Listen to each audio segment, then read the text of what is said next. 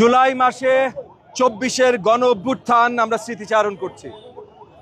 এই জুলাই মাসে এই দেশের দ্বিতীয় স্বাধীনতা আমাদের তরুণরা নিয়ে এসেছিল, আমাদের ছাত্ররা নিয়ে এসেছিল, আমাদের ছাত্র দলরা নিয়ে এসেছিল। আজকে আমাদের শেরেবাংলানগর ছাত্র দল তারা আজকের এই র্যালির আয়োজন করেছে। আপনার পিছে দেখছেন এই র্যালিতে আমাদের ভ্যানজও ছিল, অনেক কিছু প্রদর্শনী এই এলাকার জনগণের জন্য আবার একটা রিমেম্বারেন্স হিসাবে, স্মৃতিচারণ হিসেবে তারা করেছে। আমরা অনেক সময় ভুলে যাই, পার্লামেন্টে কথা হয়, মিডিয়াতে কথা হয়, অনেকে অনেক কৃতিত্ব নেয় জুলাইয়ের গণ অভ্যুত্থানের জন্য। আমি পরিষ্কার বলে দিচ্ছি ভাই, জুলাই গণ অভ্যুত্থান যেমন সকল পর্যায়ের আপামর মানুষের গণ অভ্যুত্থান ছিল, রাজনৈতিকভাবে যদি কেউ অবদান রেখে থাকে সবচেয়ে বড় অবদান রেখেছে আমাদের ছাত্র দল।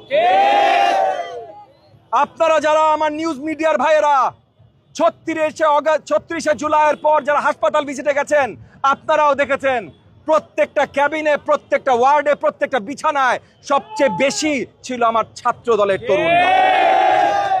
আজকে যে এখানে আমাদের সাথে দাঁড়িয়ে আছে, আমাদের এখানে ওভারঅল আমার ছাত্র দলের ১৪৩-এর উপরে শহীদ হয়েছে।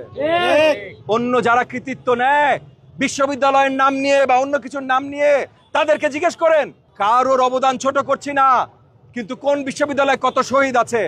আমার ছাত্র দলের ১৪৩-এর উপরে শুধু ছাত্র দলের শহীদ আছে, আমার যুব দলের শহীদ আছে, আমার স্বেচ্ছাসেবক দলের শহীদ আছে, প্রচুর শহীদ আছে। সেটার কথা বলছি না, বলছি অবদান যদি গুনতে হয় তাহলে যারা সবচেয়ে বেশি অবদানের প্রতিকৃতি রেখে গেছে তাদেরকেই সবচেয়ে বড় অবদান হিসেবে ধরতে হবে। সেই ২ বছর শেষ হয়েছে, পূর্তি হয়েছে জুলাই গণ অভ্যুত্থানের। সেই ২ বছর ধরেই দেখছি, একসময় অন্তর্বর্তীকালীন সরকারের সময় দেখেছি অনেকে কৃতিত্ব নিচ্ছে, কে নাকি মাস্টার মাইন্ড, কারা নাকি এটা ঘটিয়েছে, কিন্তু যারা আসলে রাজপথে রক্ত দিয়েছে, আজকে আমার পাশে যারা দাঁড়িয়ে আছে, আমার মহানগরের নেতা, আমার শেরেবাংলার নেতা, তারা সকলে আহত হয়েছে। পিছে আমাদের কর্মীরা যারা দাঁড়িয়ে আছে সকলে আহত হয়েছে। এবং তারা, আপনাদের মনে আছে কিনা, পার্লামেন্টে আমাদের পানি সম্পদ মন্ত্রী একটা কথা বলেছিল যে আমি শুধু জুলাই যোদ্ধা না, আমি মের যোদ্ধা, মার্চের যোদ্ধা, জানুয়ারির যোদ্ধা, ২৪-এর যোদ্ধা, ২০-এর যোদ্ধা, ১৮-র যোদ্ধা। তো আমাদের এখানে আজকে যারা দাঁড়িয়ে আছে, আমার ছাত্র দলের প্রত্যেকটা তরুণ, তারা শুধু জুলাই যোদ্ধা না, কিন্তু জুলাইতেও তাদের অবদান সবচাইতে বেশি। তো এই জাতিকে যখন জুলাইয়ের গণ অভ্যুত্থানের জন্য ধন্যবাদ জানাতে হবে, তখন মনে রাখতে হবে যাদেরকে তালিকা করে আপনারা ধন্যবাদ জানাবেন, সেই তালিকার সবচেয়ে উপরের দিকে যেন ছাত্র দলের জায়গাটা সঠিকভাবে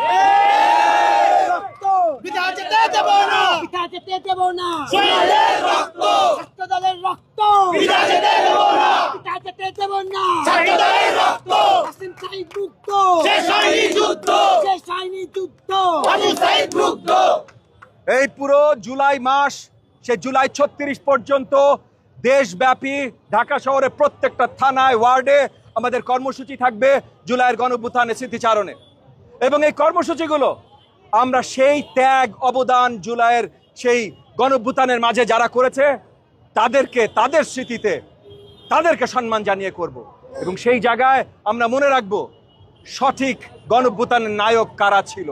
আপামর জনগণ ছিল, তরুণরা ছিল, এই যে আমার ছাত্র দলের যে ছাত্র সৈনিক আছে তারা ছিল। কেউ যদি নোংরা কথা বলে সেটার নোংরা জবাব দেয়া আমাদের দায়িত্ব না, আমাদের দায়িত্ব আমাদের কাজ করা।